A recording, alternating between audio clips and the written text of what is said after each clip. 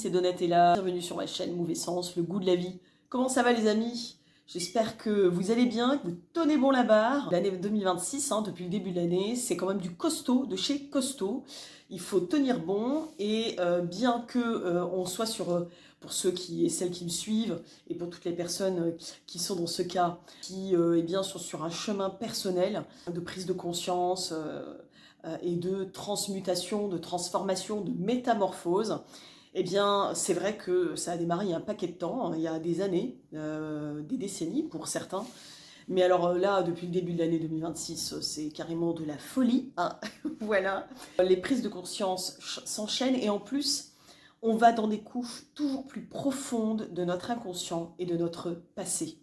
Alors les amis, la tentation première, c'est la peur. Or, la peur, évidemment, est une impasse. Quoi qu'il en soit, c'est un sentiment d'état humain qui se comprend. Or, ce qui est important, c'est comment vivre ce qui remonte à la surface au mieux.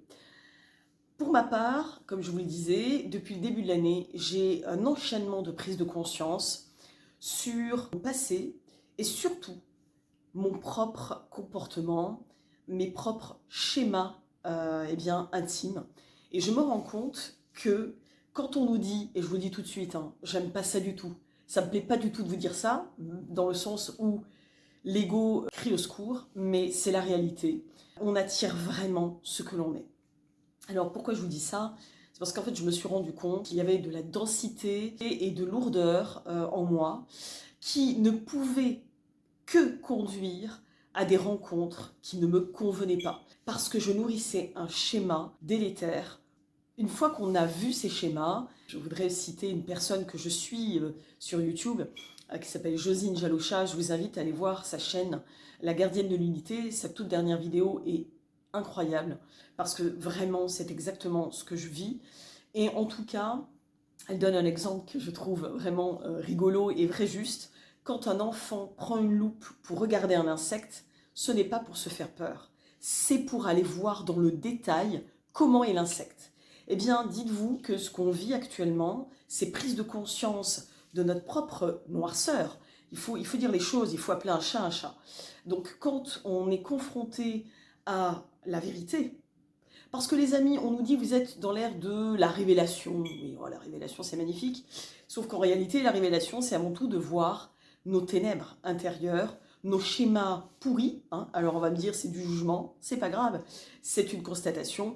On est capable de dire ça c'est beau et ça c'est laid. Ce n'est pas un jugement. C'est juste que instinctivement, on va voir ce qui est beau et ce qui ne l'est pas forcément. En tout cas, ces schémas pourris sont difficiles évidemment à appréhender. Mais quand on a ces prises de conscience, plutôt que de tomber dans la peur, eh bien imaginez qu'on prend notre loupe et qu'on est en train en fait de regarder effectivement de près ces schémas de fonctionnement qui n'ont plus d'utilité. Alors moi je dis pourri, je sais que ça peut choquer, mais en réalité c'est quelque chose qui peut pourrir. C'est pas pour rien que j'utilise ce mot en réalité. C'est que à force de cumuler ces fonctionnements délétères, il y a un pourrissement intérieur qui se fait. Et qu'est-ce qui pourrit avant tout? D'abord notre morale, notre mental, notre psyché, et puis parfois notre physiologie, et évidemment nos relations. Or, nous sommes des êtres sociaux qui ont besoin d'interagir. Donc évidemment, quand on est dans des schémas délétères, cela va avoir des conséquences avant tout pour nous-mêmes. Alors bien sûr, ça concerne aussi les autres. Mais les autres sont un miroir et ils nous renvoient ce que nous n'avons pas réglé. Et ça aussi, c'est très difficile pour moi de l'admettre. Parce que, quelque part, en disant ça, je reconnais ma responsabilité dans ce qui est survenu. Et c'est là, les amis, qu'il y a un deuxième piège. Outre la peur, le deuxième piège, c'est la culpabilité. Les amis, aucune culpabilité à avoir. Pourquoi? Parce qu'en fait, vous ne faites qu'amplifier le mal-être. Or, les amis, quand une densité remonte, l'idée c'est quoi? C'est de laisser s'en aller, se dissoudre. Quand vous avez identifié un schéma délétère, que ce soit dans votre façon d'appréhender les choses, le monde, les autres, vous-même, dites-vous que la meilleure solution, c'est d'accepter de voir ce qui est. Ok, je fonctionnais comme ça. Tout récemment, j'ai eu une prise de conscience, j'en ai même eu plusieurs, hein. Ça n'arrête pas comme je vous dis depuis le début de l'année. Mais la dernière prise de conscience que j'ai eue, eh bien, était très troublante et effectivement pouvait induire une culpabilité. Or, ces schémas remontent souvent à très loin.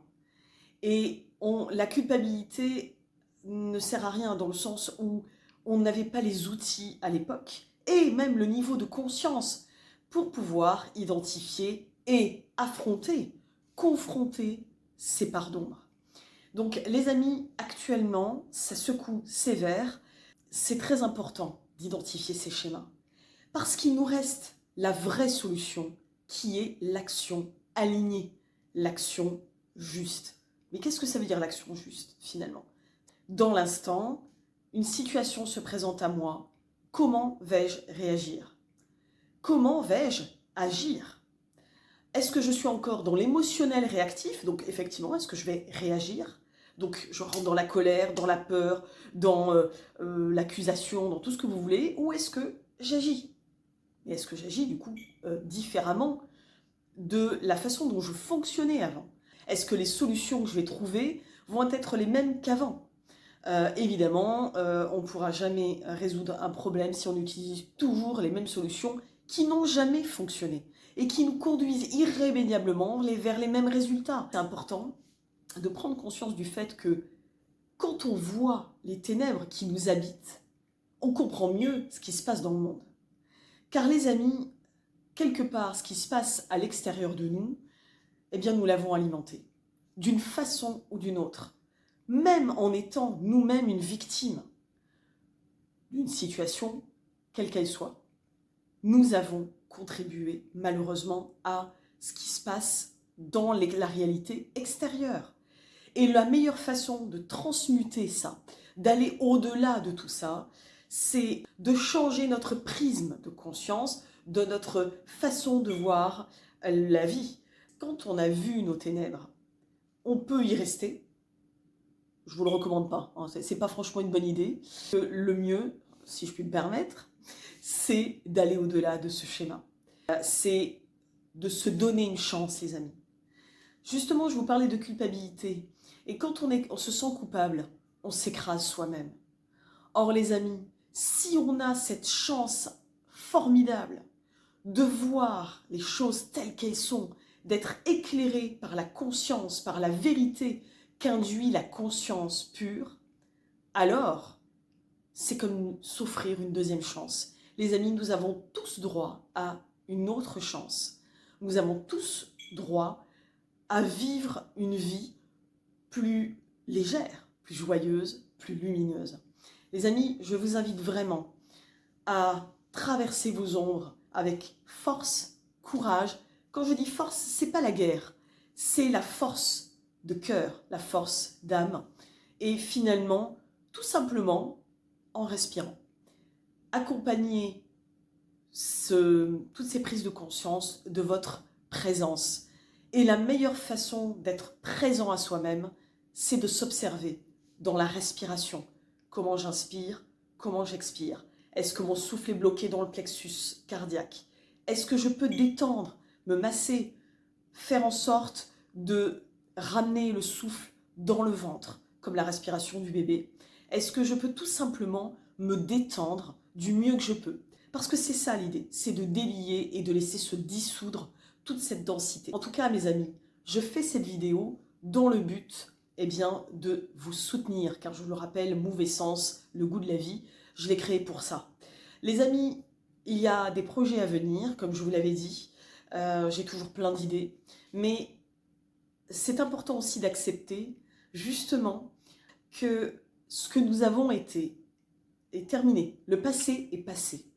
On ne peut pas échanger. Qui je suis aujourd'hui, qu'est-ce que je veux, qu'est-ce que je peux, et surtout accepter que, par exemple moi, j'ai toujours été quelqu'un d'extrêmement actif. Mais actif, est-ce que c'était vraiment mon côté dynamique ou une fuite en avant? Les amis, posez-vous toujours la question, qu'est-ce qui me motive réellement? Il est vrai que pendant un temps, je pense que j'ai vraiment tenté désespérément de fuir ce qu'il y avait à voir réellement en moi et qui est devenu très visible depuis le début de l'année. Donc les amis, j'ai plein d'idées, mais c'est vrai qu'il faut le temps. Souvent on dit oui, normalement il faut publier une vidéo par semaine, on s'en fout. Chacun fait les choses à son rythme et pour ma part, je ne peux partager, je partage uniquement quand je m'en sens capable, quand j'ai intégré vraiment quelque chose, quand quelque chose est devenu clair et limpide pour moi. Sans ça, je ne vois pas l'intérêt de vous le partager, bien entendu. Ces prises de conscience nous invitent à faire le deuil de nos fonctionnements.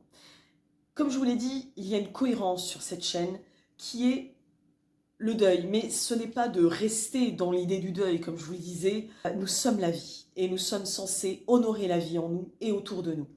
Mais quoi qu'il en soit, pour pouvoir honorer la vie en nous et autour de nous, il est essentiel de se défaire des schémas anti-vie. Et les amis, les schémas anti-vie, c'est ces schémas de fonctionnement qui nous poussent à être dans la violence, dans la culpabilité, dans le jugement, dans la vindicte, etc. Tout ce que l'on voit actuellement dans le monde, tout ce qui nous pousse à la perversion de nos cœurs. Donc les amis, il est temps de faire le deuil de ce que nous étions, de nos emprises, de nos tentatives de contrôle qui finissent irrémédiablement par échouer, de notre façon de fonctionner, de notre personnalité dont on pensait qu'elle était nous. Eh bien non les amis, la personnalité on la fabrique malheureusement souvent à partir de schémas erronés. Est-ce que c'est grave? Bien sûr que non. L'idée c'est comment maintenant je vais pouvoir aller vers quelque chose de plus sain. S-A-I-N, S-A-I-N-T. Force à vous les amis, restez dans le flot de la vie, même si les ténèbres vous pètent à la figure, parce que c'est un peu ça. Don't panic, restez bien ancrés, respirez du mieux que vous pouvez et dites-vous que vous êtes avec votre loupe et que vous êtes en train d'observer de très près la bestiole qui vous taquine, qui vous-même vous martyrise depuis des années et vous allez enfin pouvoir la laisser partir. Les amis, force à vous et à très vite pour une prochaine vidéo. Ciao, ciao.